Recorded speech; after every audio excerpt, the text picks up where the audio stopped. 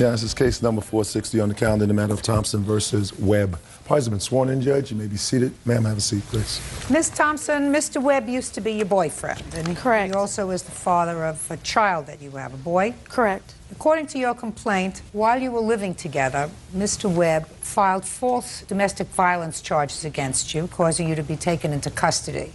While you were in custody, it is your claim that he took property that belonged to you from the house, which was your house. Correct.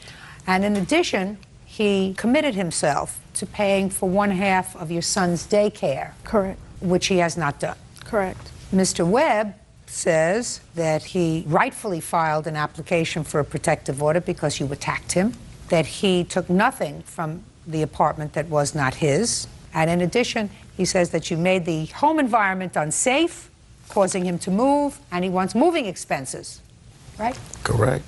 All right, Ms. Thompson, how old is your child? He's 3 years old. And when did you and Mr. Webb move into this house together? About a year and a half ago. Was it your house? Yes, it is. Is it a house, an apartment, a rental? What is it? It's a rental. How long have you lived there? It's been 2 years in November. So he moved in with you? Mm-hmm. After the baby was born? Yes. And your name is the only name on the lease? Correct. Tell me about the allegations of domestic violence. When did he file those charges? On November 3rd. Of 2004?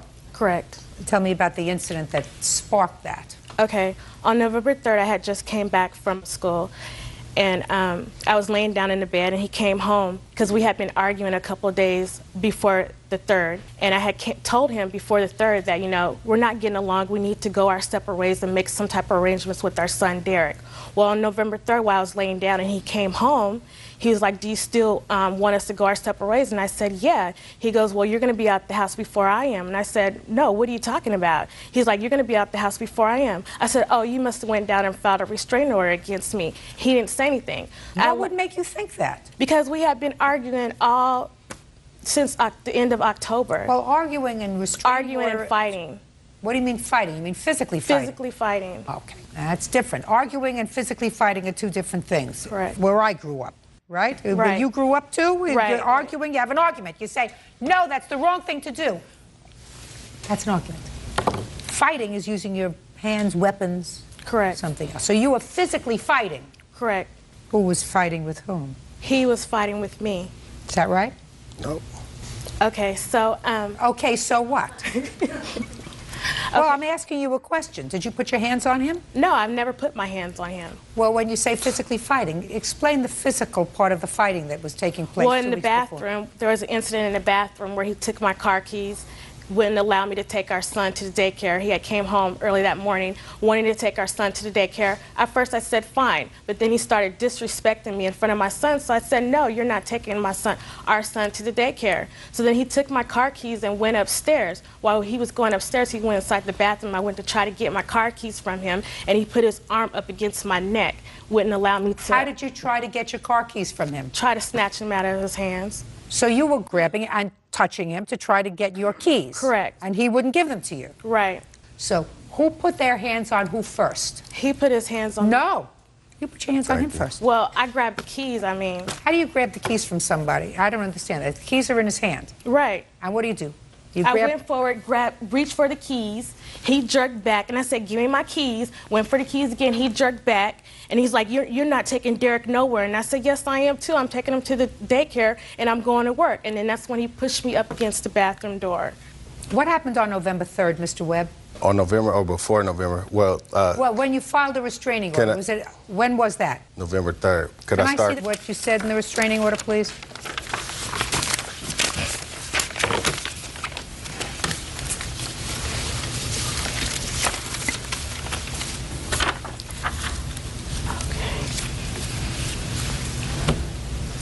Okay, this is what you say. You say on November 2nd, which was the date of the abuse, sir, according to you, she did something to you at your house. I want you to tell me what it is that she did.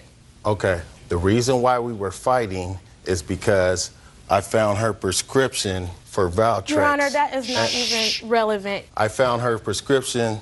That is not why we were fighting. Listen to me, don't interrupt him. You explain to me your version of why you were fighting. Okay, that's fine. He didn't interrupt. I'm sorry. You filed this case and you said he made false allegations against you and you want to be compensated for that. Correct. So I have to make a determination.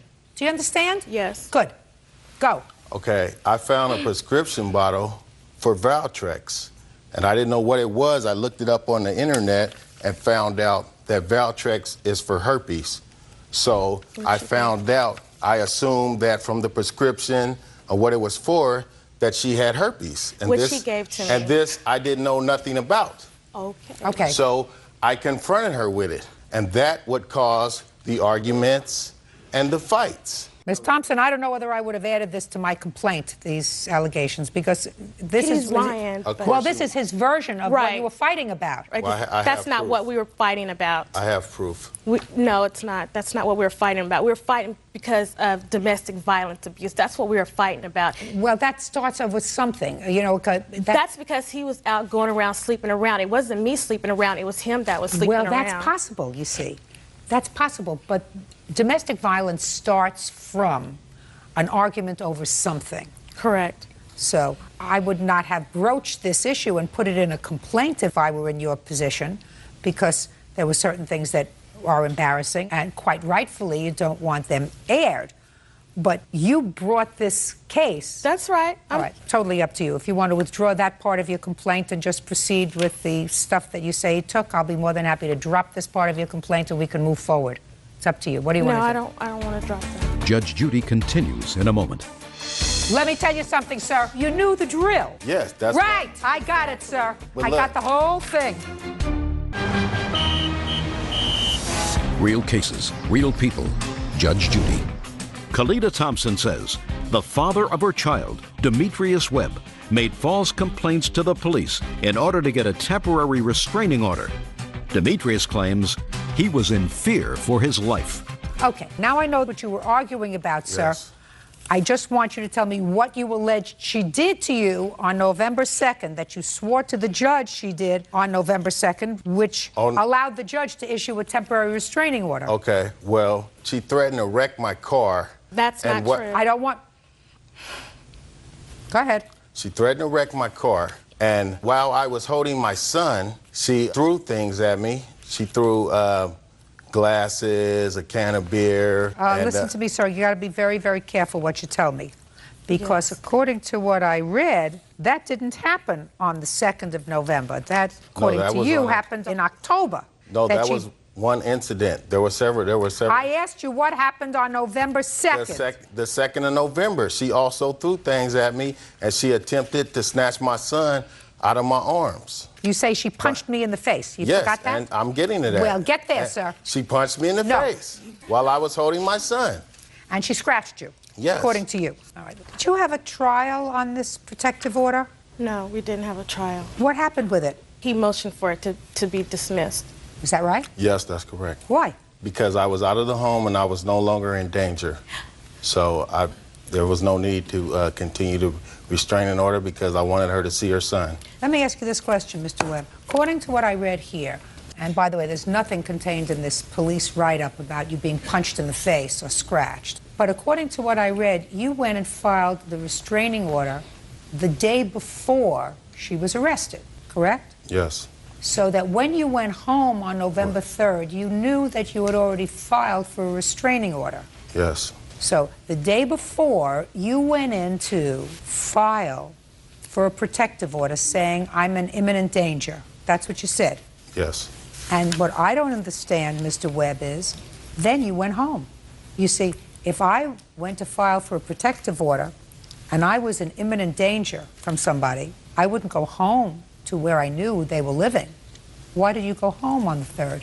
Okay, because they told me they were going to serve her at work, and she came home early that day. I went home. I was going to get some belongings and leave before she got home. She was home unusually early that day. And when did you discover she was at home? When I got there. Was her car there? Yes. Well, if her car was outside, sir, then you knew she was home. Yes.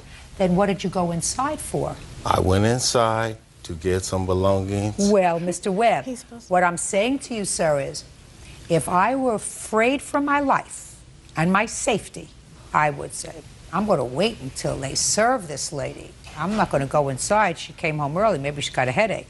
I'm not going to go inside to where she's at now because I'm afraid. If I were really afraid, if it wasn't a ploy to get a little one-upmanship. Now, let me understand something. After she was arrested, how long did you stay in jail? Not in jail. I was restrained from my house for 7 days. So you were out of the house for 7 days. Correct. Where was your son? I had my 2 oldest sons with me, and the youngest one was with him because he said that I would put my youngest son in danger or had some anger management problem. Okay. And then you went into court, sir, and you withdrew the protective order after 7 days. Is that right? Yes. You mean in 7 days you got back together, you discussed things nicely with each other? No, because the danger was in the home. I wasn't in the home anymore. I was moved out. So this protective order that you filed, sir, the purpose of it was to allow you to peaceably move out of your home. Is that what you're telling me? No, the purpose of it was allow me to move out of my home without being attacked. No, the purpose Just a second. I said to move out of your home peacefully. Yeah, that's correct. Yeah. Well, then you were abusing the system, sir. No, I wasn't. No, because that's not what you wrote here. It's not what you told the judge. If you had said in your moving papers, listen, we've been fighting. I just want to be able to get my things and move out of the house without any problem, judge would have said, fine. I will give you an order that says that you, in the company of a police officer, may go home, remove your personal property, and leave.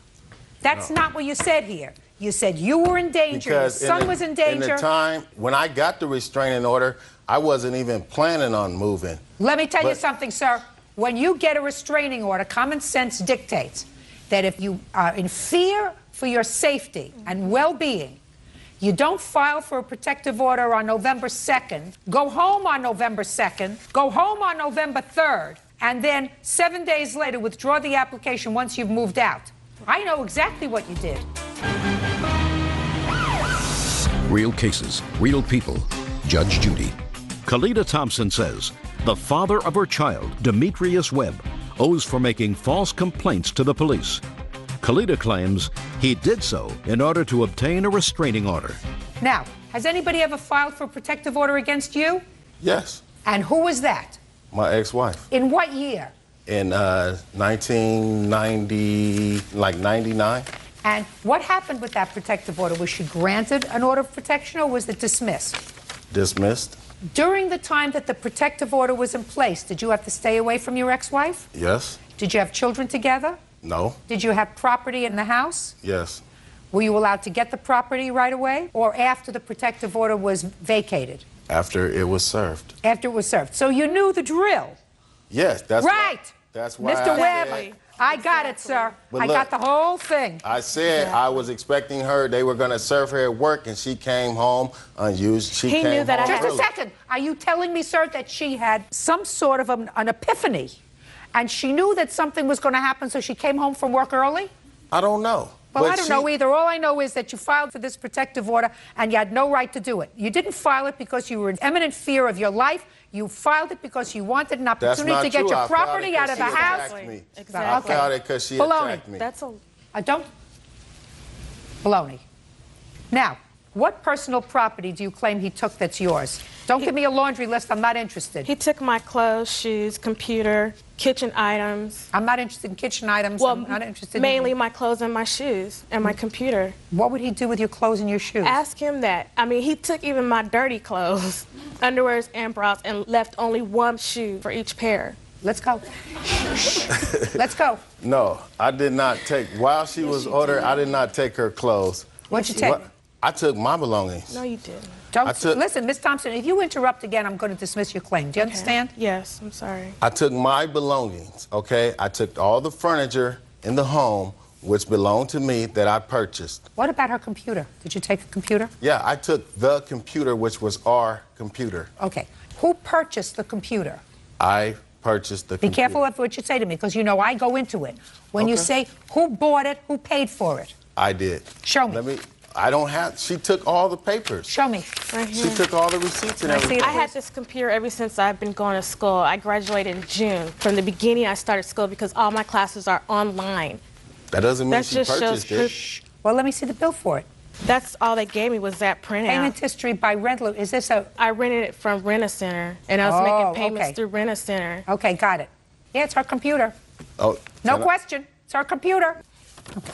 Now, all right, let's leave that for a minute. Let's go to money owed for daycare expenses. Right. When do you say he agreed to pay for half of your son's daycare? I believe it was like November of '04. And where were you when he agreed to pay for half? We were at the house. Before or after this altercation on the 2nd or 3rd of November? It was before. So it had to be November 1st. Mm-hmm.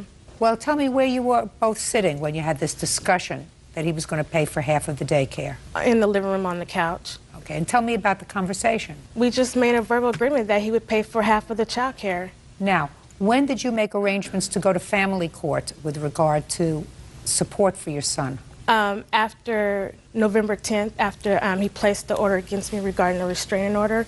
All right, this is why, Ms. Thompson, that when you lie, it's a bad thing. Very bad thing. Because I'm going to read to you from your complaint that you swore to. You said, Demetrius and I had a verbal agreement that he would pay for half of our son's daycare until everything was resolved in the family court. Now, on November 1st, when you allegedly had this discussion sitting calmly on the couch in your house, you had no family court appointment. You didn't make a family court appointment until you started out with the criminal court with regard to the protective order. Right. Right. So you couldn't have had the discussion with him on November 1st. He had been. Baloney. Oh, Baloney. God. Okay. I don't like when you lie. So, you don't get moving expenses, sir. You moved out? Good for you. You weren't getting along? That's the way it goes. I think that what you did was the wrong thing, even though she lied to me, and I usually don't like that, and I would not reward her. But I think that what you did to her by filing this protective order was nothing more than vicious and vindictive. You could have handled it in a much more civilized way by saying, I'm moving out, and you could have moved out your things very easily while she was at work. And you don't have to have her, mother of your child, in a situation where she has a criminal record, where she's taken into custody, where she's served with a protective order, where she's prevented from going to her own home. You did the wrong thing, and that's going to cost you $2,500. Judgment for the plaintiff in the amount of $2,500. That's all. Parties are excused. You may step out. This is case number 580 on the calendar in the matter of Otterstetter versus Burke. Parties have been sworn in. You may be seated. Ma'am, have a seat. He used to be your boyfriend. Correct. And well over a year ago, you claim a loan to him to bail him out of jail and for an attorney. Yes, ma'am. After he didn't pay you back for the loan, you decided to move into an apartment with him and signed a lease. You were there for several months. According to you, he assaulted you. Yes, ma'am. He was put out of the house. Don't laugh. I didn't assault her. She assaulted me. Don't laugh. Anyway, he was put out of the house, and you want him to pay his half of the rent for the entire lease. Yes, ma'am. Mr. Burke says that you put a restraining order on him. He was not permitted to go back to the house, so he's not going to pay for an apartment that he can't live in. And with regard to the bail was a gift because she wanted him out of jail. And the attorney's fees, he really paid for because you deposited all his money into a joint checking account, and he gave you his salary and put it in a joint checking account, so... Not joint, just hers. Hers. You gave her money. From your job? Yes, ma'am. Okay. When did you sign this lease? Which one? The one that we are talking about, where you were evicted. Okay. And don't be glib with It me. was in... I don't like it. September. September of what End year? of October 2004. When did you move in? It was like October 25th. Maybe sooner, like a week earlier. When did you move in? I have the lease right here, Your Honor. It's dated 8/26/04. When were you put out of the apartment? October 19th. Did you pay September's rent, your half? Yes, ma'am. Is that correct? No, ma'am, it's not. How did you pay September's rent? I put all my checks into her account. For how long? February all the way up to about September, the end of September. Yeah. I also finished the job. Your Honor, that's a complete lie, and I brought all my bank account statements with me. So if he has dollar amounts and dates, we can look on my bank statements and see if there were checks deposited. Well, it would be around the 15th and the 1st of every month. How much did you give him? Amounts. Shh, don't speak to him. Amounts. I'm Well, going look to on the 15th and the 1st. 2, and then I'm going to say goodbye to both of you. Do you understand? Yes, ma'am. How much did you give her on the 1st and the 15th, sir, when you got a check? About $400 on the 1st, and then be another $400 on the 15th. Let me see your bank statement.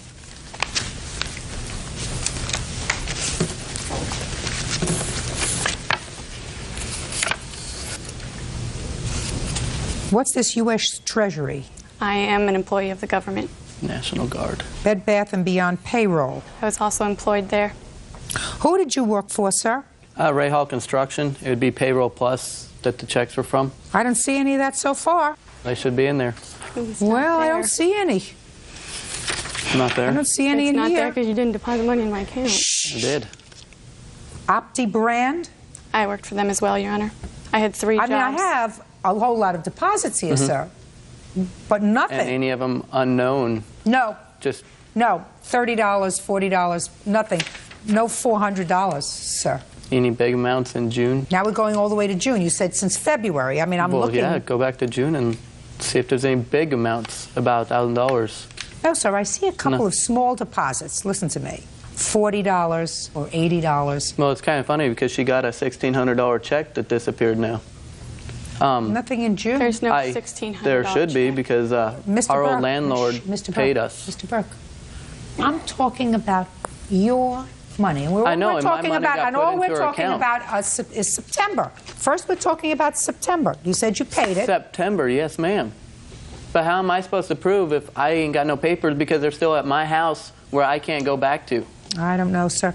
Yeah, How- that's not why true am I- either. That is How much true. was- How much is his share of the rent? It would be $297.50 per month. And he paid September. No, ma'am, he did not. He paid August. No, ma'am, he did didn't not. pay it all since you moved in. No, ma'am, not Is a that dime. right? He did Oh. pay. I will give him this. He did pay his half of the deposit, which was $250. That's all he paid. Are you still living there? Yes, ma'am, I am. I couldn't get out of the lease. Okay, this is what I've done. He was there until October 19th. He should have paid both September and October's rent. And from that, I have deducted the $250 deposit, because the deposit you're going to get back yourself when he leaves. And Actually, ma'am, I'm probably not going to get that deposit back with all the holes that he put in our walls. Well, and I have pictures to prove the holes that he put in our walls. So, no, I'm not going to get that money back. I didn't Your know Honor. you didn't put the holes in the I don't wall know after I that. left. I don't know that, and I suggest that you get a little putty and putty up the walls. That's $345. You do not get the full amount of the lease. I'm held responsible for the lease. Why is he not? No, both of you are. So why does he not have to pay his half? Both It's not of my you fault. are. He thought it was okay to throw You me said it around. was okay for me to and I move got a out. restraining order. That's not my fault. Why am I being held responsible for this and he's not? Kristen, listen to me very carefully. Right now, what he owes you for are September and October's rent. Should the landlord not let you out of your lease and decide to sue you, both of you, then you have a cause of action against him for your damages. But to give you that money now is premature, because A, it's possible that you can get a roommate to cover some of the months. And I have B, it's possible that the landlord will let you out of the lease. But right now, if I awarded you the money for the lease, what I'm saying is you can live there alone. You've put him out. There was a restraining order. He was told not to come back to the house. Nobody told him to be involved in bad behavior. But you had some clue before that he had a problem. And there's nothing I could do. Yes, you didn't have to sign an 11-month lease with him. And he didn't If get you violent have- until if you're after we signed that If lease. you're 22 years old, and when you're 21 years old, you have to front him $500 for bail money, and for a lawyer, you exercise better judgment, and you don't enter into a lease with somebody like that. That's what you do.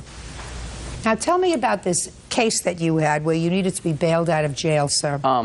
We had been dating for like a month and a half, and then I had gotten a DUI. How many DUIs have you had? Look at my eyes.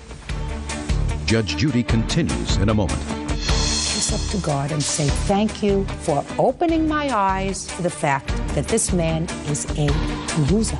I'm a loser, huh? Big time loser. And later today, Me and Mariel dated for a while. I'm not your therapist, and this is not Montel.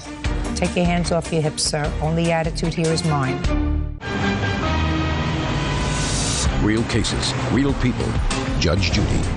Kristen Otterstetter says ex-boyfriend Jared Burke owes for bail, attorney fees, and rent. Kristen says Jared was arrested for a DUI. Go ahead. I've been pulled over for 3, but I got 1. She paid the $500 to get me out. She won. You got pulled over, and when you got pulled over, you were taken to the precinct. Yes, ma'am. And what did you do when you got to the precinct? I had contacted Kristen. I had contacted my sister. You called her? I had contacted my sister to let them know that I was in jail. And what did Kristen say to you? Kristen said she wanted to help me out. And what did you say? I said she could, but I was going to get out anyways. And you were working at the time in construction? No, ma'am. What were you doing? I had just got laid off. I was working at a car dealership. Why didn't you give her back the $500 I gave bail? her money because the terms that we had was that I just lived with her. I had a place to live with my brother, but the terms was if she got me out, she wanted me to live with her. You must be some prize. I guess. Must be one of those hidden things that you don't see. You know, like a frog. Maybe somebody kisses you, turn into a prince, but I don't see it, quite frankly, with my naked eye. So you're telling me that she said, this lady who works 3 jobs, said, I'm going to pay you the $500, and all I want in return is I want you to come and live with me. Yes, ma'am. Why'd I move in with her then? When I had a place I could go to. Everybody has a place, sir. Yes, everybody does have a place, but why'd I have to move in with her? Maybe she's a good cook. Maybe. Kristen. Yes, ma'am. You're 22 years old. Yes, ma'am. I want you to figuratively lean over and kiss the ground and kiss up to God and say, thank you, thank you, thank you for opening my eyes before I did anything stupid like having a child with him. Yes, ma'am. Like marrying him, like buying a house with him. Thank you for opening my eyes to the fact that this man is a loser. I'm a loser, huh? He is. And Big I'm time! You got hit by a car? Big time! Loser. You Who think owes her I'm 300, thinking who owes her a goody-goody? 345. Close your mouth. Well, she's the one who hit me by a car. Close your mouth. $345 for the rent, $500 for the bail.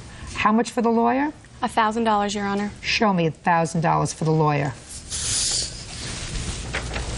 It's a check that I wrote.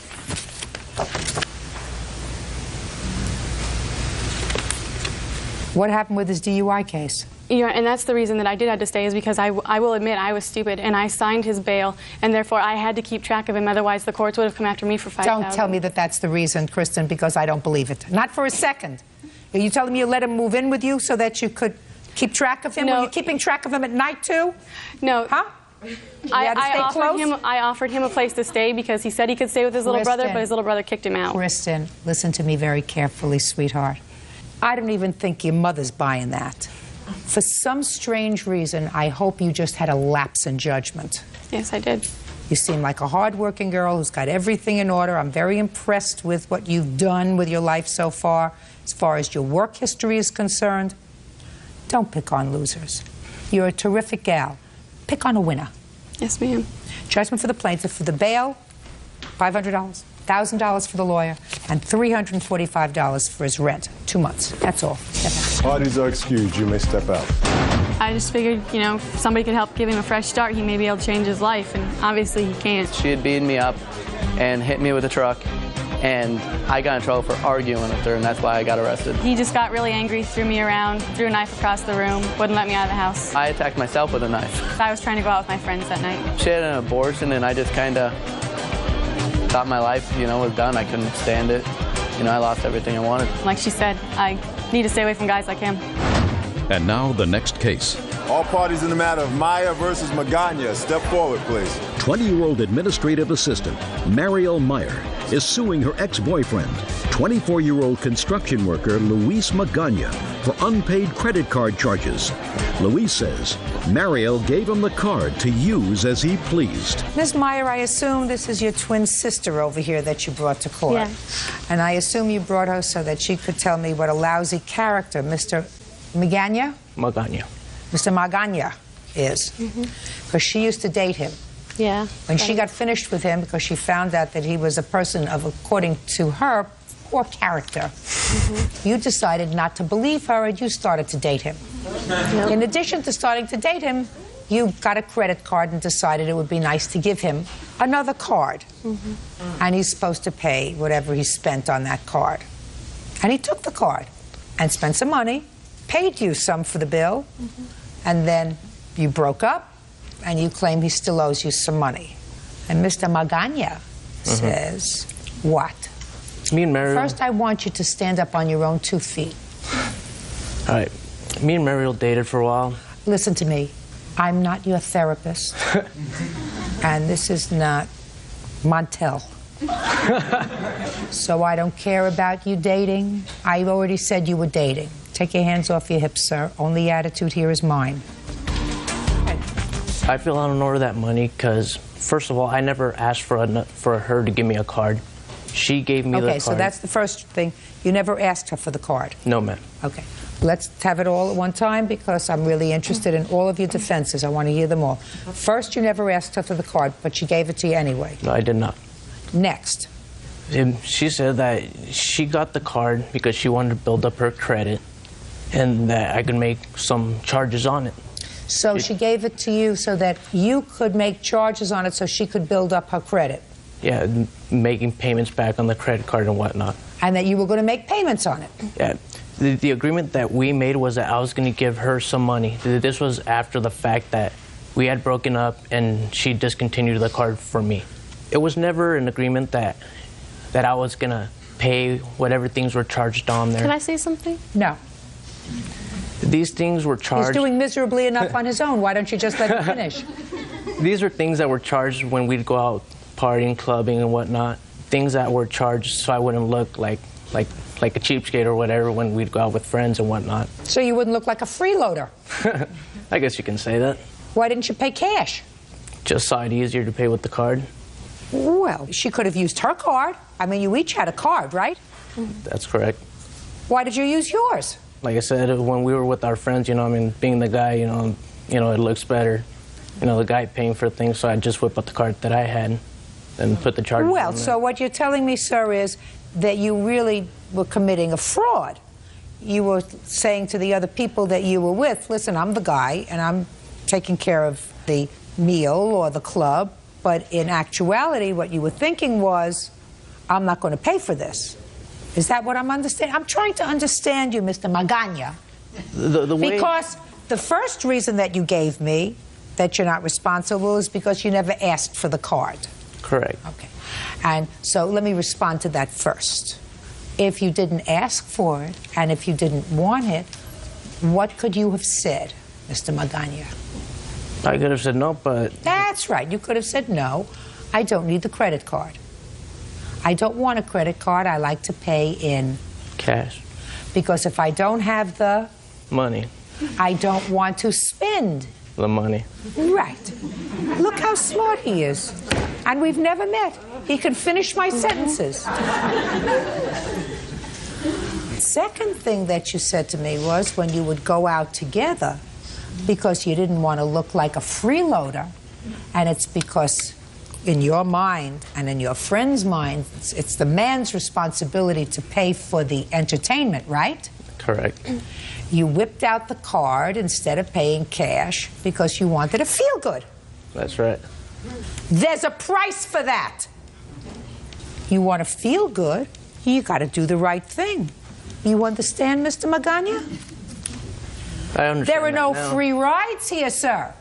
If you want to look like a freeloader, she'll take out her own card. Then you'll look like a deadbeat freeloader in front of your friends. You want to look like a big shot? Pay the tab. You got it.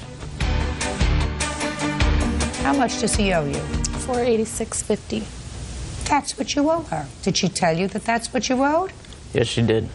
And what did you tell her? Well, I didn't feel I owed the money. Now you recognize that you do. Is that right, sir? Well, I didn't feel I owed the money because... No, I understand that that's the way you used to feel. I'm sort of hoping that after you and I have explored each other a little bit, sir, you've come to terms with the fact that you do owe her the money. Not necessarily. When she gave me the card, I took that as her giving me a gift. And I don't feel gifts are... Are you trying to tell me I've just wasted my breath on you for the last 10 minutes, Mr. Magana? No. So that you understand that you owe her the money. All right, correct. $486.50, judgment for the plaintiff. That's all. Thank you. Parties are excused. You may step out.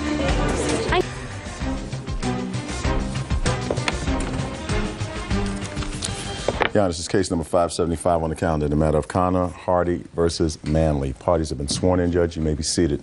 According to your complaint, Mr. Hardy, there came a time several months ago when your girlfriend discovered that her car had been hit. Nobody left any information as to the perpetrator of that hit and run, but you went on a sleuthing expedition in your neighborhood, and you came up with the defendant's car, and you found that there was damage to her car, same location, same color paint as happened to be on your car. When confronted, the defendant first acknowledged, then denied that someone else, I think you, were driving the car, but that wasn't their responsibility because although their car had been in an accident, you hit a metal garbage can. A metal garbage can, not her car. Later, which is the second part of your complaint, you claimed that while acting very innocently, the defendant ran over you while you were on your bicycle, causing you medical bills, lost wages, pain and suffering, etc., etc. So you want the damage to your car, you want all the aggravation medical bills as a result of being hit by the defendant with her car. When was your car hit? December 23rd, I walked out of the house and noticed that my car had been sideswiped on the front swale. You have a picture of the car? Yes, ma'am. How far do you live from each other? I think we have about 5 or 6 homes between us. How long have you lived there? 6 years. And you? 5. Never had any problem with each other before? No. Nasty. Mm-hmm. What kind of paint was on your car? Your paint and what other paint? And a dark green paint. Another dark green. Okay. What made you think, Mr. Hardy, that it was Miss Manley's car that caused the damage? Well, on Christmas Eve, I took a walk down the street. We live on a dead-end street, so I knew if there was somebody on the street that damaged the car, there was a good possibility the car would be there. I walked down the street and saw the damaged vehicle in her carport. I knocked on her door. Where was it damaged? It is damaged on the front passenger side. We have the pictures.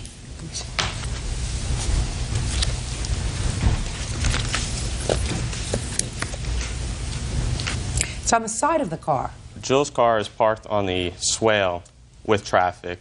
Her car was sideswiped on the driver's side, which means if a car was going down the street, most likely it would be on the passenger side damage. What kind of car do you have? A Lexus. I have my photos as well. Can I see your car? Yeah. I only have damage, a dent, 2 dents in the front side of my car. She has a swipe, and my car hit a metal dumpster at McDonald's. Well, you don't know that. You weren't driving the car. Yes, ma'am, that's true. They told you that that's what happened? Yes, ma'am, that's true. Who was driving the car? My uncle Patrick. You were with Patrick? Yes. Had you borrowed the car? Yes. When? My mom had given it to us a couple days before Christmas to go to McDonald's because she was cooking. So on the same date that Miss Connor's car was damaged? I'm not positive. Oh, that's what it is. A couple of days before Christmas. Christmas comes the same time every year. Thursday night. That's December 25th. It was at nighttime I gave him the car. She said a couple of days before Christmas, which would have been the time that this happened. Whitney, when you came home, did you immediately tell your mother that you had been in an accident? No, I didn't. Did your uncle? No, he didn't. Why not? Because we were afraid that we wouldn't get our Christmas gift since it was right before Christmas. And we didn't want to upset her. So how did you hide the car? Well, at the time, my mom was driving my grandmother's new Dodge Ram truck. So the car was parked in the carport, and she doesn't usually have no reason to go on the side of the house, and she hasn't seen it. So you concealed the fact that you were in this accident. Who owned the dumpster?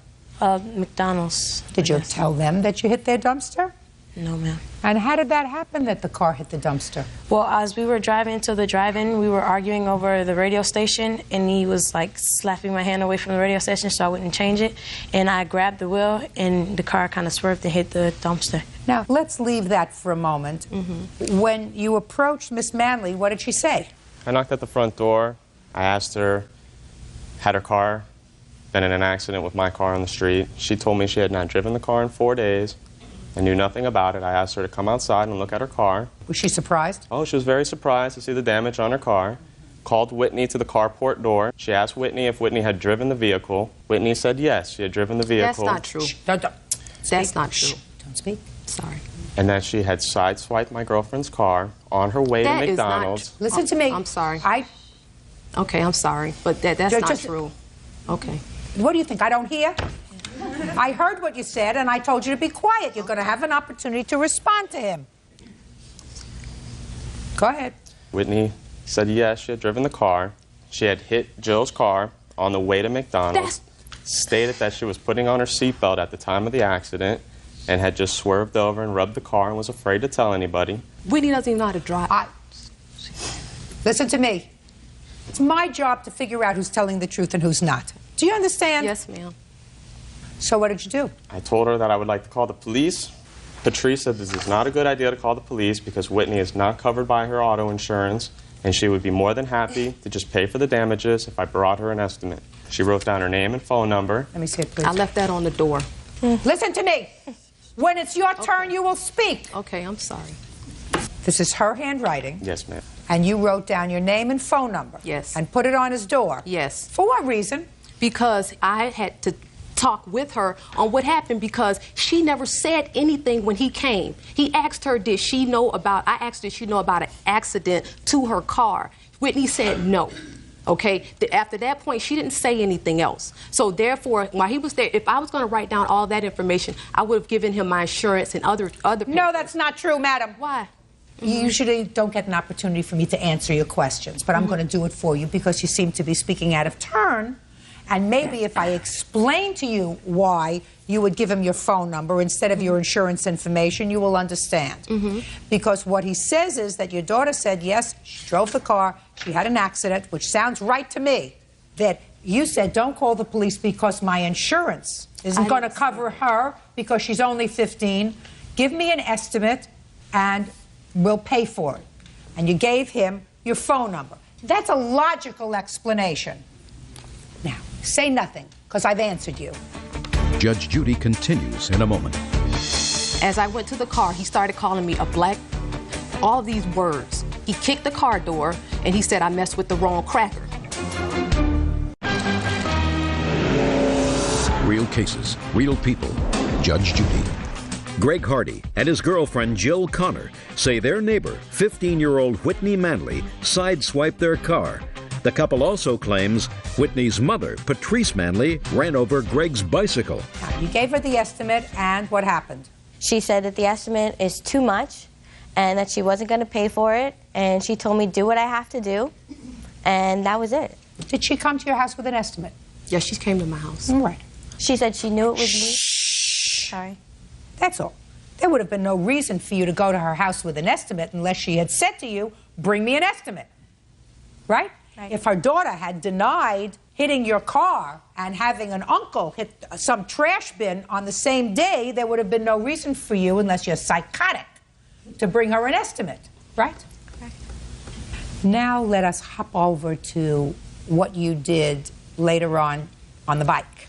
Sunday, we believe January 9th, she brought the estimate down to Patrice. Patrice said she was not going to pay for it. It was too much money. Do what we have to do. We called the police officers back down because we have a hit-and-run report from the first incident. I'd like to see it, please. The officer went down there, spoke with Patrice, stated that since she agreed to pay for it... Don't tell me what the officer said. That's true. Okay. No, that's hearsay. I just want to see whether the report was made on the 23rd. When they went to McDonald's, it was on the 23rd that evening. Let me explain something to you, madam. I don't believe your daughter. I don't believe your daughter didn't drive the car and hit Jill's car. I believe that that's exactly what she did. And I believe that she acknowledged that the day that he... Listen to me. I believe she acknowledged that to him. She did. And I believe the story that she's telling me now with hitting a dumpster in a McDonald's parking lot is a whole lot of who shot John. Because coincidences sometimes happen in this world. But if there's a more logical basis for what happened, I usually go with the logic rather than the serendipity. Let's move on to the bicycle, sir. We needed to have our license tag number because we reported to Jill's insurance agency. They needed to have the license tag or some information of Patrice to do a follow-up case. Patrice's car disappears for a length of time. I go for a bike ride on January 20th, the morning. I see Patrice parking in across the street. A field adjacent to her house. Listen to me. I don't want to hear an echo. Okay. She's parked in a field, catty corner to her home. I notice that she is running across the street to her door. I pedaled down the road. I stopped in the street. I said, Patrice, are you not paying for Jill's damages to the car? And Patrice stated, no, she will not pay for the damages. Are those the words that were used? At that time, yes. Okay, go ahead. Then I went over to her car, which was in the field, called Jill at work. Who owns the field? It's Broward County public property. Okay. Went to the car, called Jill and gave her the auto tag. Patrice was coming back to her car. Then we had a little bit of an altercation. Was the damage still on the car? Yes. Tell me about the altercation. Basically, we argued about who's going to pay for the car and why she's denying. What did you say to her, and what did she say to you? I stated that I can't believe she's not paying for the car. To do such damage while living in the same neighborhood is ridiculous to me. Why would a neighbor act like this? And I told her she was a liar, and she got into her car. What did she say to you? I don't remember her exact words, Your Honor. Did you call her any names?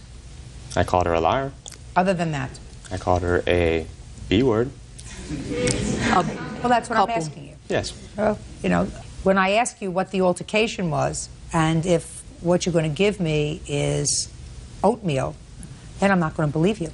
Well, do you understand? Right. Real cases, real people. Judge Judy. Greg Hardy and his girlfriend say their neighbor, 15-year-old Whitney Manley, sideswiped their car. Greg says, on a separate occasion, Whitney's mother, Patrice Manley, ran over his bicycle. Did she say anything to you? She made comments back to me. I don't really know what she said, to be honest. Do you remember what you said to him? When I came out from the house, he was on the back of the car on the phone. He had his dog with him, a bulldog this big, while he was on the bike. As he was talking, I did not say anything. As I went to the car, he started calling me a black, all these words. And I didn't say anything to him because I didn't get upset. I just didn't say nothing. I got in the car and I rolled down the window. He came next on the driver's side. He kicked the car door and he said, I messed with the wrong cracker. I then asked him, what is a cracker? He said, I'm going to get you. He proceeded with the dog, he hopped on the bike, and he proceeded to the street. As I'm driving off, he's in front of my car, would not let me pass. I went around him to not hit him or anything. I went around him. As I went around him, I don't know if the dog stopped or the bike stopped, whatever stopped, but his wheel was under my car because he was still trying to get in front of my car. And then as soon as that happened, when my back tire hit his back tire, he fell off the bike, and I stopped right there. I didn't move, left it as is. He said, I got you now. I got you now. So I didn't say anything. I said, no, I got a good Negro lawyer, is what I told him. So he then picked up the phone and called the police. I, as well, called the police. 2 police came out to the scene, as well as the paramedics. Can I see the police report on that, please? Yes.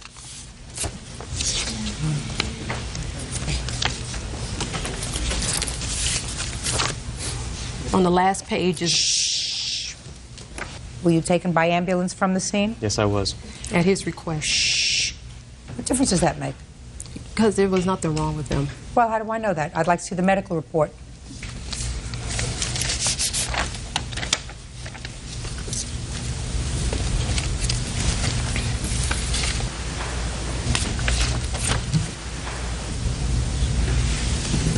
Is this your injury on your ankle? Yes.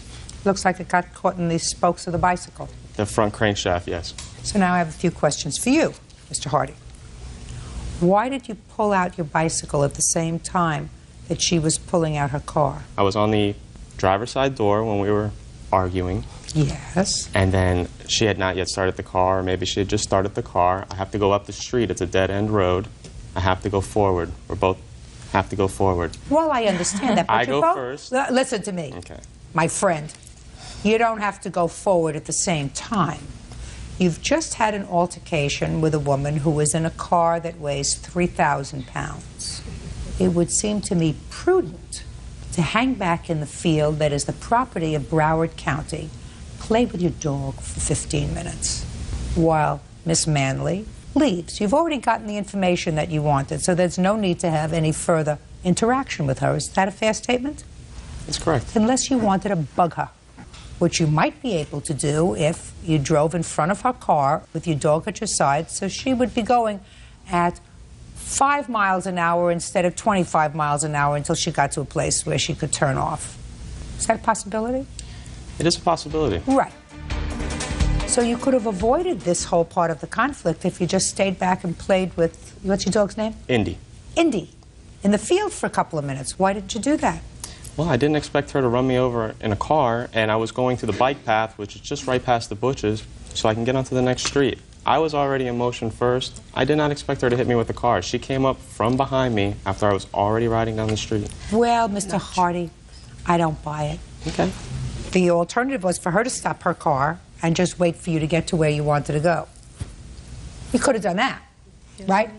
Said, listen, this guy is behaving like a big baby, and he's just trying to get my goat, and I'm going to turn off my car and wait 5 minutes for him to disappear. But you both got a little bit hot under the collar, and your bicycle went over, and the dog, according to you, pulled you over, and that's how you got hurt. No, the dog pulled me to the right. The police officer stated that my bicycle was left in the middle of the street, and that is why they didn't deem her a ticket on the accident. They sure didn't, according to the police officers. According to the police officer's report, police officer says, based upon the position... officers. It was 2. What word didn't you understand? Don't talk. It's not a tea party. Do I give you an opportunity to tell your side of the story? But I didn't finish. You may not have finished, madam, but I'm getting the information that I need. And so far, with regard to this aspect, you don't seem to be losing. With regard to whether your daughter hit Jill's car, you lost there. Because your daughter drove your car, didn't tell you, and hit her car. And if you believe her that she didn't do it, that's your problem. So you're going to pay for the damage to Jill's car. But Mr. Hardy's going to pay for his own stupidity and not waiting in the field with his dog until you took off, because I think what he was trying to do was just annoy you. You understand that, Mr. Hardy? Well, I don't understand. You understand. I'm glad you understand. You may not agree with me. That's your prerogative. That's your prerogative. You don't have to agree with me. I'm not here. It's not American Idol. It's not a popularity contest. I listen to what, to me, is common sense. It is not common sense that your girlfriend's car was damaged on the same date as she had control of her mother's car. Her mother's car came up dented with a baloney story about hitting something in McDonald's that they didn't report to McDonald's.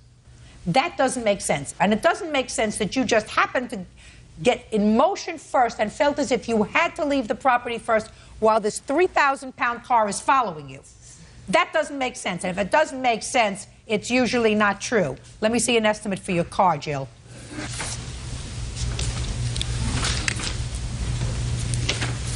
Is your car fixed yet? Judgment for the plaintiff in the amount of $2,173. That's all. Step out. Step out. Bent versus Richardson. Parties have been sworn in, Judge. You may be seated. Mrs. Bent, the defendant is your brother? Yes. And your wife? Yes. This is your husband? Yes. According to what I've read, you were living in a house that you owned. Yes. And you were moving to a new house. Yes. You and your brother made an arrangement where they signed a lease to move into your old house. Right. With his family. You were expecting your first child. Yeah. When was that lease signed? Lease was signed on the 15th of June. And when were you supposed to move in? The 16th of June. And what was the rent? Rent is $550. Can I see the lease, please?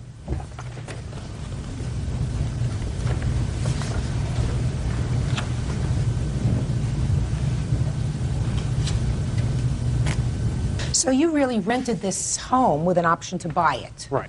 Did you, in fact, deliver the $750 security deposit? Yes, I did. Is that correct? Yes, you did. And you moved in when, sir? I did move in on the 17th of June. Is that correct? No, he actually did move in the 16th that afternoon. Doesn't make any difference, but the problem arose that the home that you were going to move into somehow fell through. Yes, it did. So that you said, fine, I signed this lease, I took you $750, but we're staying with you. Well, that's not the way it went, but... No, that's what happened. Yes. You didn't move out. Right. They moved in. You were supposed to move out by the end of the month. Yes. And you never moved out. Right. And you want them to pay rent. Yes. They did, in fact, pay rent in addition to the $750. For how many months? He paid for July, and he paid the first half of August. Are you still living there? Yes. Are you still living there? Yes. Oh, wonderful. You have to move out. We own the house. Not for the next year, you don't. You leased your apartment to these people for 1 year. Yes, Your Honor. In consideration of that, they moved in, paid you a security deposit. Yes. I assume that you wanted this lease in writing? Yes. Is that right? Yes. You insisted on that? Yes. So you wanted everything strictly legal? Yes, we did. You gotta move out. They haven't followed any of the lease You law. gotta move out. I know you think that that's funny. No, I think you it's want crazy. him to pay rent. He hasn't paid. He stopped paying. Let me explain something to you. Okay. He's absolutely right. The fact that he paid rent for the entire month of July and gave you any money at all for September is terrific. He's a wonderful sport. Not. You got to move out and find a place to live. Unless you want to pay him out and say, listen, we have a real problem here. I'll give you $2,500 to go move someplace because we have no place to go now. But other than that, you have to move. Your Honor, he has violated that lease over and over again. No.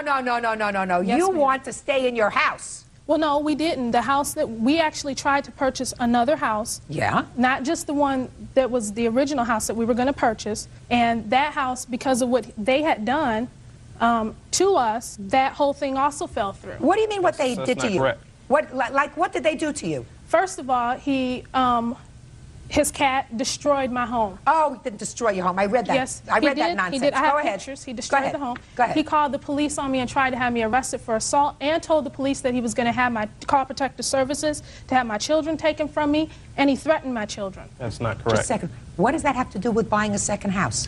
Because what I'm saying is all the different things that were going on, they weren't paying the rent that they agreed to pay.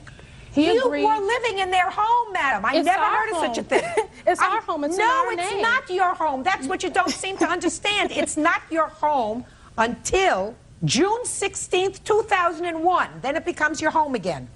It also states in the lease that if he violated anything that we agreed to in writing, that lease would become null You and void. breached the lease the moment you stayed 1 hour beyond June 30th.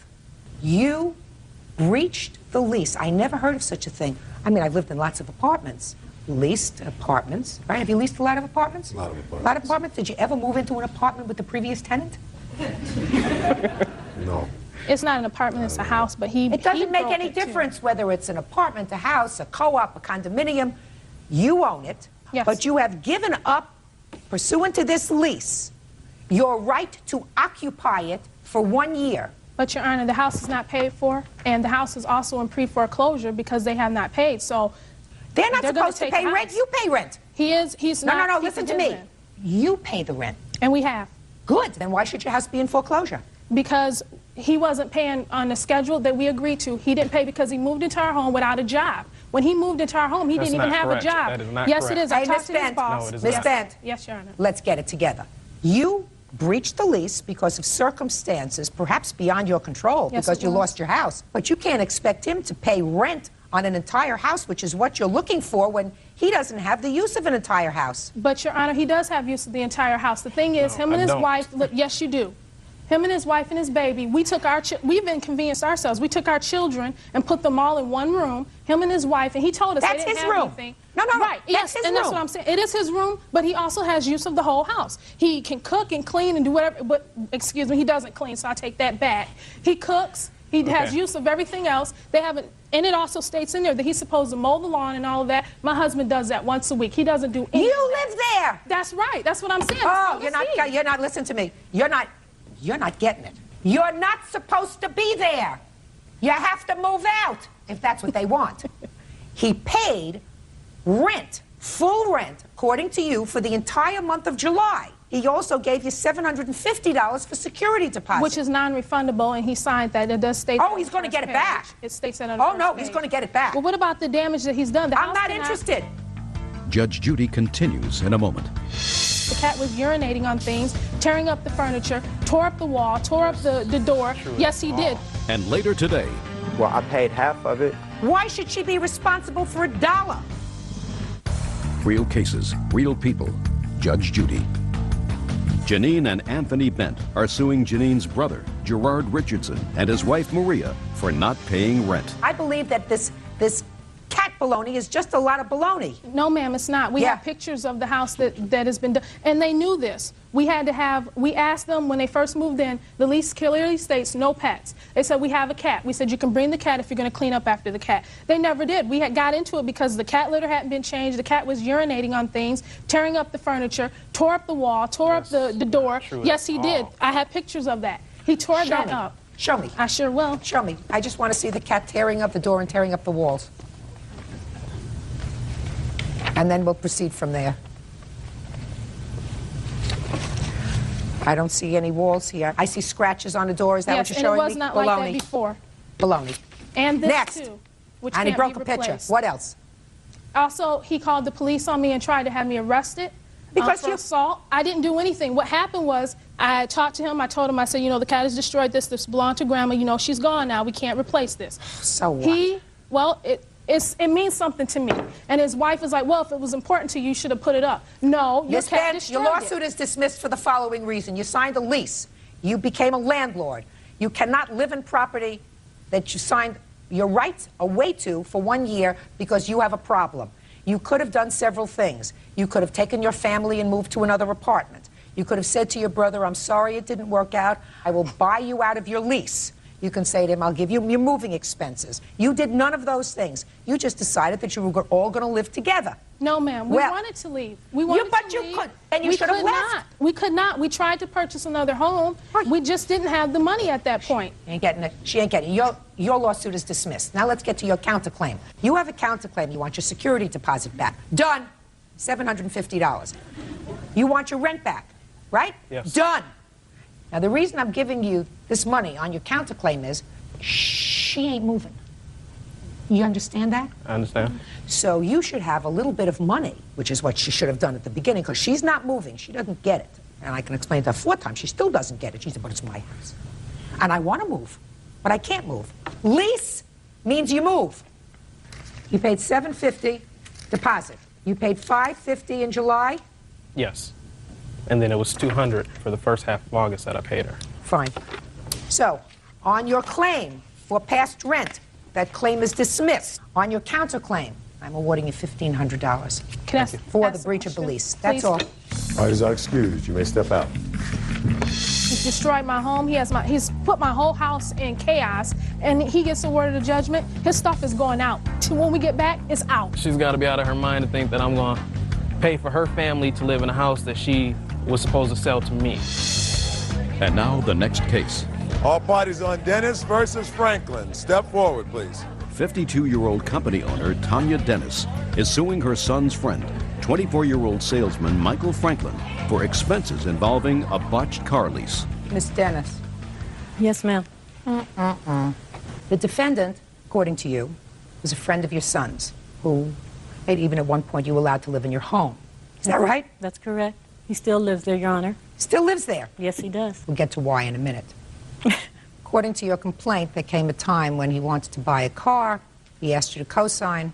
You must not have taken your smart pills that day. You agreed. Through some fluke in the paperwork, the car dealership did some sort of a bait and switch with the car papers.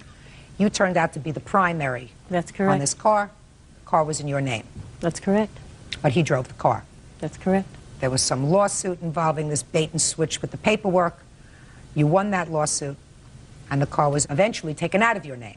But before the car was taken out of your name, the defendant racked up a whole bunch of parking tickets, let the insurance lapse on the car, which you paid for, had an accident with the car, and also you were notified that they were going to repossess the car that was in your name, so you made up the car payments so that they wouldn't repossess the car. So far correct? So far correct, Your Honor. Best as I can put together, the defense to this case is, he says you were both losers. Definitely. Basically, she went to court because of their mishaps and their bad contracts. It set us far behind on payments, as well as... So set who far behind? Me and Melissa originally Who's were Melissa? my ex-girlfriend, who's no longer in my life. Who has the car? I won the case and had them take the car back because I charged them with fraud. They did take the car back, so that's gone. Oh, so the car is gone. Yes. Why is he still living in your house? Because he lost his job, that's how he got behind in his car payments. And I figured that when he got a job, if he didn't have to pay rent, he could pay me back the debt. Right, but then I got put out before I can even settle into my job. Put out where? I was living there, and while I was busy working on a project, I was told that I needed to come and pick up my stuff because I hadn't been home in maybe a week and a half. When I went to go and pick up my mail actually was a suit paper. That she filed? Right. When and was she that? told me that she was just And when doing was this that? to protect herself. This was a matter of 3 months ago. So when did you move back into the house? Maybe like 4 days after I went to her, and I told her, I said that I always try to assume responsibility. Before I took care of some tickets, I gave her money. She went and paid some of those tickets as well. But you got a lot more tickets. Yeah, there was a lot of tickets. Well, why'd you get so many tickets, Mr. Franklin? San Francisco gives a high rate of tickets, and I had tickets that I didn't even know about accumulating and piling up. What do you mean you didn't know about them? Well, sometimes you get tickets, and when you get there, they're not on your car.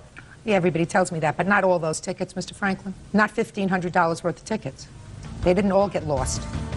Judge Judy continues in a moment. I'm absolutely dying of curiosity. Why is he living in your house again? That's a good question. Real cases, real people. Judge Judy. Tanya Dennis says her son's friend, Michael Franklin, owes her for a botched car lease. Who's supposed to pay that? I was. But you didn't. Well, I paid half of it. Why should she be responsible for $1?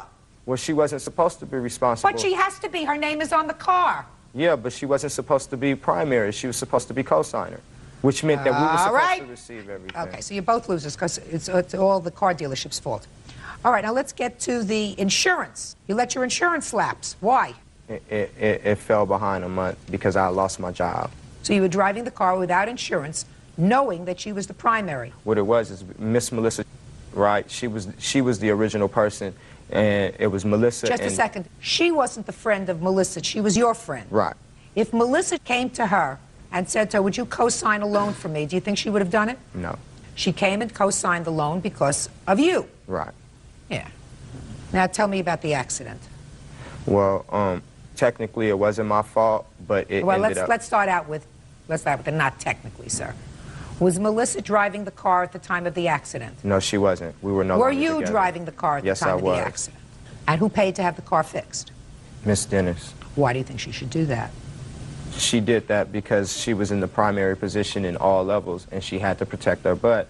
But I was in a position where I was going to be able to pay it, but I got kicked out. And because I got kicked out, I had to fend for myself. I have a little girl that just was born, and I had to survive. I couldn't be just sleeping on the street.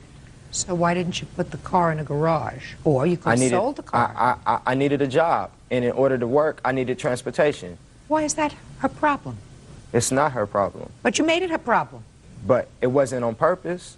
Oh, all right. I'm going to take care of this case, but I'm absolutely dying of curiosity. Why is he living in your house again? That's a good question. I gave him 30 days notice, which is 2 days from now, and I know he still doesn't have any money. And I'm a Christian. I just can't do it. Where's your son? My son is at home also.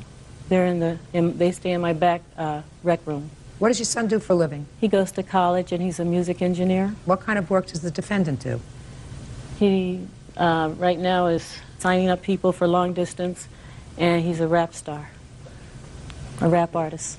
Does he work with your son? Yes, he does. Oh, that's what I thought. Judge Judy continues in a moment.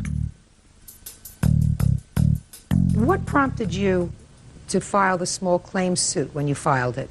How long ago was that? I filed it, I believe, about 3 months ago, and I went to court, and as the judge tallied up everything, the tickets kept coming in. At first, I sued for $3,500, and he said, I can give you the $3,500, or I can set it aside without prejudice, and you can come back, because by that time, it was up to $4,500.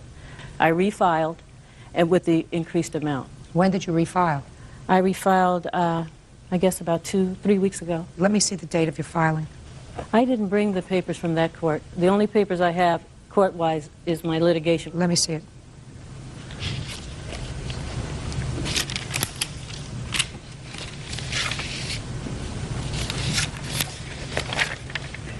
I charged them with fraud and breach of contract. How much did you collect? I settled out of court. They took the car back, and I had to make the car payment for that month. But no other damages? No, none. Judge Judy? Yes? I really don't feel that I should owe her this money because she picked it up. No, I don't think you should owe her this money either. I don't think you owe her any money. I think that you sued the wrong defendant, madam. I don't see his name on the papers. I see Melissa's, Miss Dennis. The reason you're suing him is because he's in closer proximity to you? That's not true. I don't see his name anywhere here. They wouldn't put him on the contract because his credit was so bad. So Melissa was supposed to buy the car for him, and they were going to make me the co-signer. That's what you understood? Right. Even when you were there? Right. No, well, no. No, even when you were there? They made when I went there, I thought that Michael was going to be Get out the of primary. here, Miss Dennis. You're trying to pull the wool over my eyes, madam. And I guarantee you're not going to do it. Your case Judge against Judy, this defendant is dismissed. You want to file against Melissa? You go and do it. That's all. In the matter of Blaylock versus Jackson. Parties have been sworn in, Judge. You may be seated. Miss Blaylock, according to your complaint, you were driving your car. The defendant was a pedestrian. Did you know him from before this incident? No, I didn't. Had you ever seen him before? No, I didn't. You were driving your car. According to you, the defendant came up to your car, broke your car window, causing glass to go in your face. You want him to pay for the car window as well as for a rental car that you had to rent while your car was being fixed. Yes, ma'am. Okay, and where did this happen? On the north side of town in Jacksonville, Florida. Tell me what kind of roadway that is. Is it a two-lane roadway? Is it 4 lanes? It's a 2-lane road in a residential area. 1 lane in each direction? Yes. Go ahead. Okay, basically I was going down the road, and it's like a 30-mile-per-hour road. So I was driving, and I saw him approaching, coming across the street. And he really wasn't paying attention, so I kind of slowed down. I tooted my horn, and I pointed, to the direction of the sidewalk, like requesting him to go to the sidewalk. So he said something, but I really couldn't hear him because my windows was up. So he kept walking or whatever in front of my car. What do you mean he kept walking in front of your car? Was he going from one side of the street to the other? He was steadily walking ahead. He began to walk ahead. You mean in the street where the cars go? Yes. So was he walking in the same direction you were? Yes. So he's walking in the same direction you were, but he's walking in the street where the single lane of cars going in one direction had to go, and he was walking. Okay, how much in the street was he? I guess 3 to 4 feet in the street. Okay, and he was walking in the same direction as your car? Yes. You tooted the horn. Did he turn around when you tooted the horn? Yes, he did.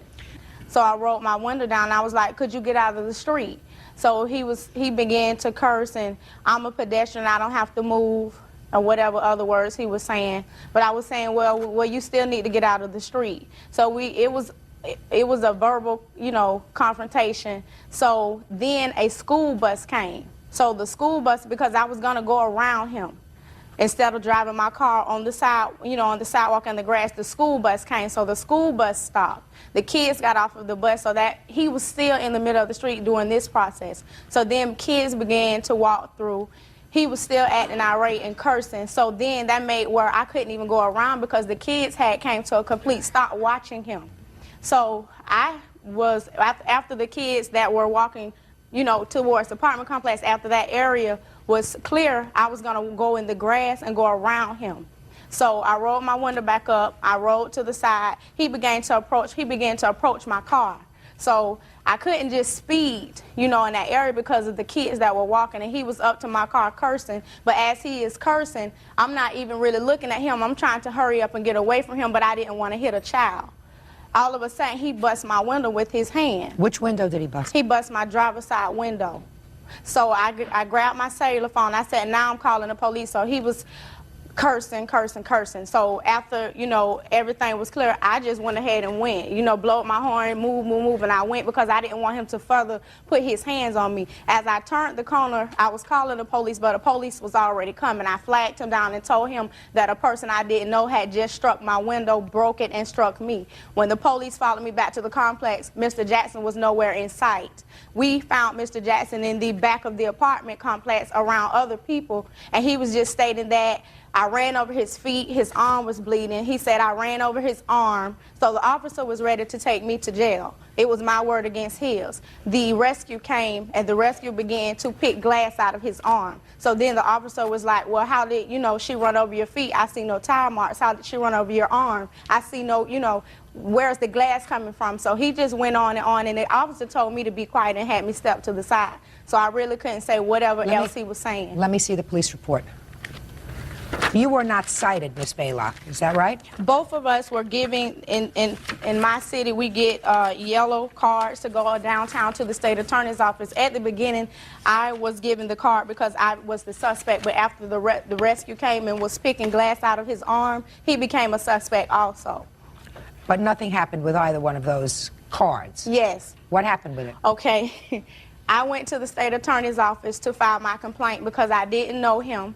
And, I just wanted to feel safe. I didn't know this man. I don't know, what type of person he was. Okay, we had mediation. He made threats during the mediation, stated to me that he was going to sue me, made other threats stating that when he got through with me, I would be nobody, I would be nothing. So what happened with that mediation? Okay, they closed the mediation because he was very irate, and the person that was doing the mediation was like an older type senior citizen type person, and he was hollering too much, and the man couldn't speak over him, so we were supposed to be back down there. I received letters in the mail that he was suing me from my insurance company, and then I had several... Do you have a lawsuit pending against her? I have the paperwork Just right a second. here. I'd like to see that too. So you don't have a lawsuit pending against her? No, ma'am. Did you file a claim with her insurance? I had not filed a formal claim with her insurance company. What I had done was I had consulted a lawyer who put in a request to her insurance company about this situation at hand, and that's as far as it went. Okay, so your lawyer sent a letter, and the insurance company sent a letter that they were not accepting your claim because they say based on information that they have that you intentionally put your arm through a window. Now I'm going to look through the police report.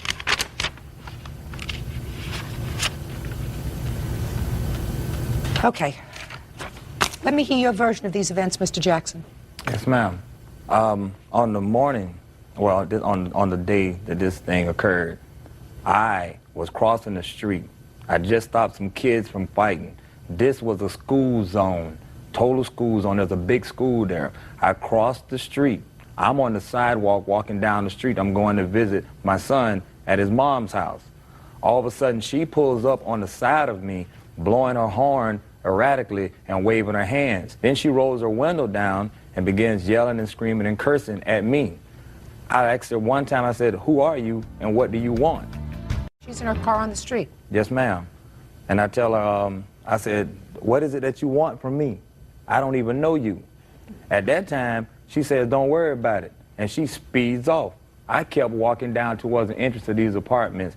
I didn't think anything else about her at this moment. I'm walking with a bunch of kids around me. Like I say, it's in the school zone, and the kids are just out of school. Right at the moment when I go inside of the gate of these apartments, all of a sudden I hear a car pull up behind me, and the tires are like dragging. At that time, she rolls her window down and yells at me, "Was there something that you want to say to me? So-and-so and so-and-so," just cursing me all out. I looked at her again, and I go, "I can't believe that you came back. What is it that you want? Who are you? I don't even know you."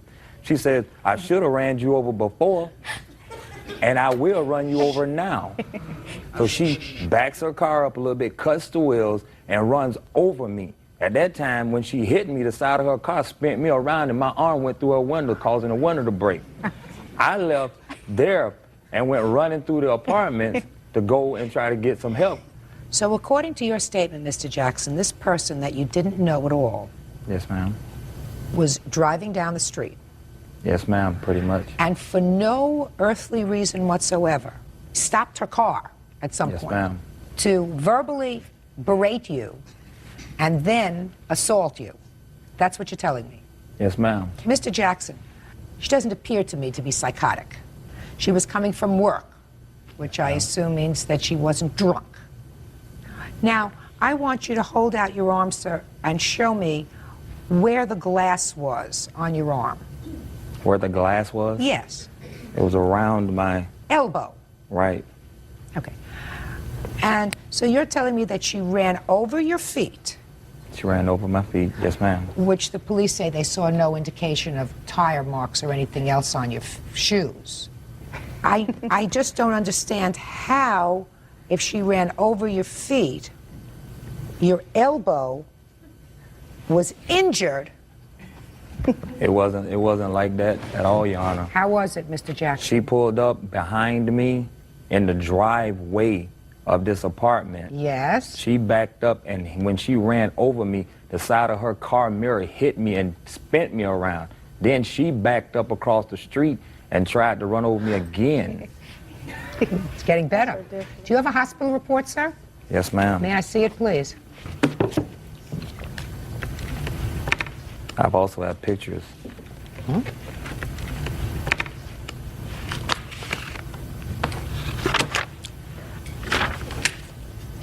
I'm looking through these papers because you say that you were hit on the side by her mirror.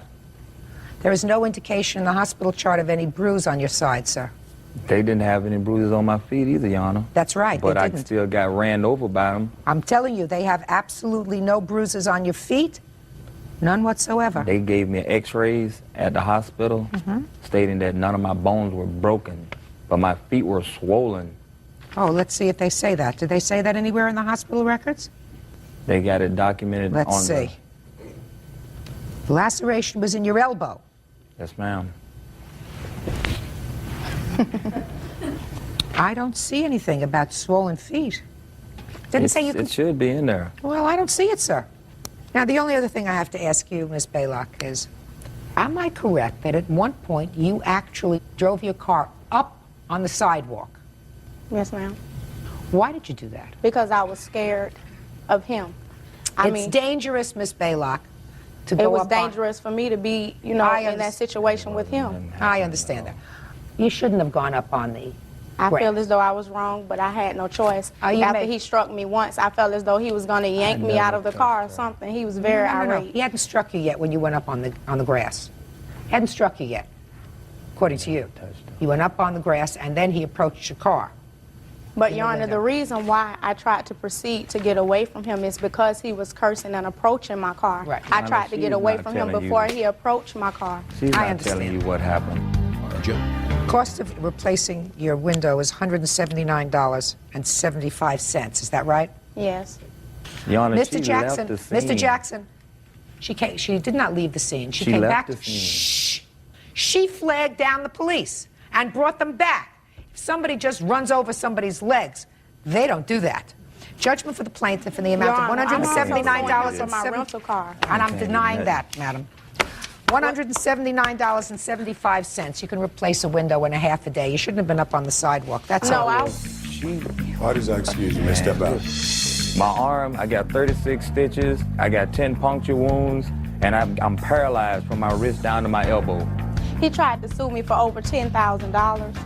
Basically, I don't have any money for him, but he caused those injuries on his own, and that's good for him. I want to see my medical bills paid, and I don't want to see her no more. And now the next case. All parties on Leyva versus Rodriguez. Step forward, please. 28-year-old bank teller supervisor Cheyenne Leyva is suing 18-year-old Gabriel Rodriguez for damage to her car caused by a water balloon. So you're driving around in your brand new van. Right. How many days old is your van? It's about a day and a half old. I got it on Thursday night, and this happened Saturday afternoon. Brand new? Right. And there are a bunch of idiot teenagers that, for sport, are throwing things at cars. Right. We were driving down the road, and we heard two loud dents, and so I stopped the car and got out of the van to see what happened. My little sister said they ran this way. They were on, there was like a low block wall and an office complex. They started running into the office complex. How many of them? 3. And they were apprehended.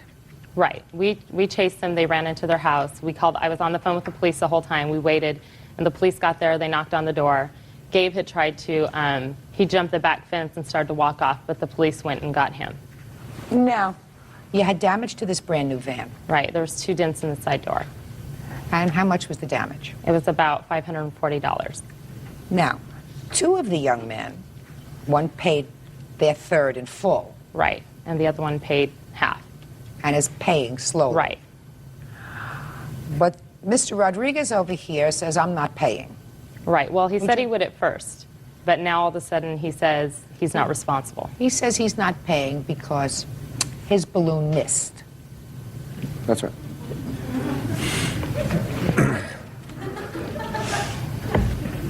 And there were only 2 dents in the car. Right. Right? Now, what prompted you and your idiot friends to engage in this kind of conduct? We had nothing else better to do.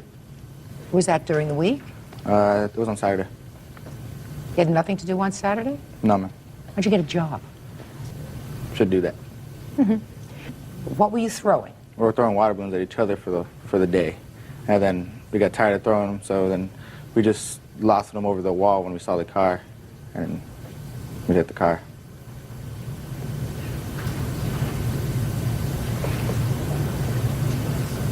Did you say we hit the car? Well, there was 4 of us. Yes. And then when we threw it, I watched my water balloon, and mine went right over the top. And my 2 friends, there was 4 of us, and we threw 4 water balloons, and 2 out of 4 hit the car. Okay. And you watched yours very carefully, and yours missed. Mm-hmm. So therefore, you're not responsible for the damage. Yes. Wrong! Let me see the estimate for the damage. Fool. An idiot. Maybe he can't find the job.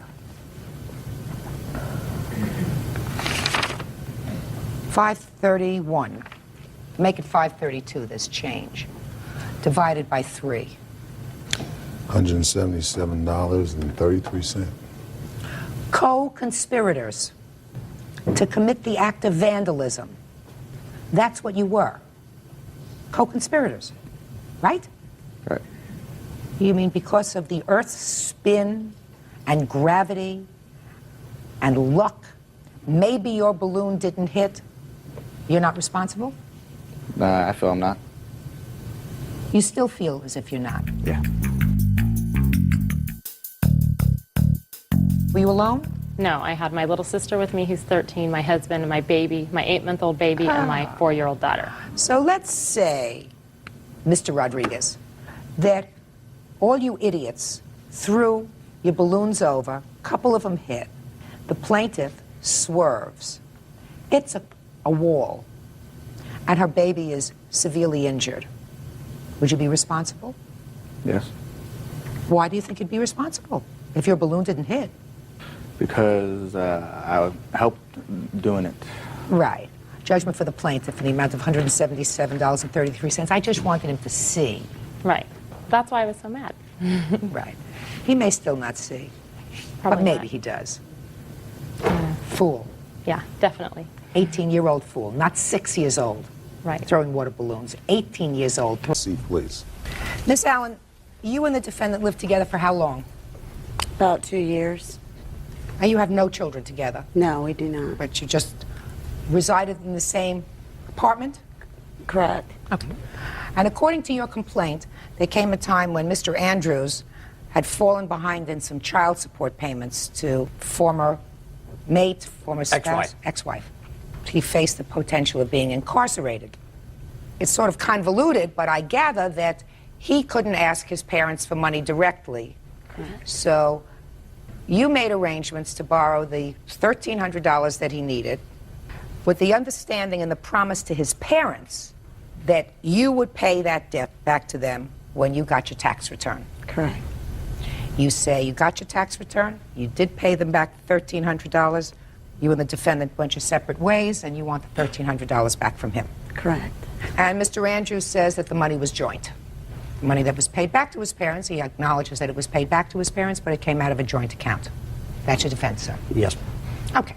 It's not true. When did you go to court for child support, sir? 3 of 98. And how much did you owe in child support? I owed, what I needed to pay was like $1,843. What did you owe? $2,300. $2,300. And what were you told if you didn't come up with $1,800? That I could possibly go to jail. So what did you do? I talked with, Kim and I went over and talked with my mom and dad. So the two of you went over together? Absolutely. We were in my attorney's office. We went and talked to my mom and dad about borrowing the money from them. We borrowed part of the money from them. We didn't borrow all the money from them because Borrowed we had $1,300. $1,300, right? Okay. Right. $1,300 from your parents. Right. Had you borrowed money from them before? Yes. Often? Not often. My mom and dad are not big on loaning money. They like for you to kind of make your own way. Was there any discussion at that time of when they were going to be paid back? Yes, that would be their first question. How and when are you going to pay me back? And what was the discussion? The discussion was we wrote them a check for part of it. They were to cash it on a certain date, and that... Okay, let's go back. Okay. This is March of '98. Yes, ma'am. You wrote out a check to your parents. Yes, ma'am. Which I assume you have. No, I Cancel don't. check? I have no check stuff. She has all that. You have them? I do. And what was the date of the first payment to his parents? That was on March 10th. That's when the first payment was to be made to them. That They was could cash when- the check. That was when I got my taxes back and the check was sent to them. Let me see.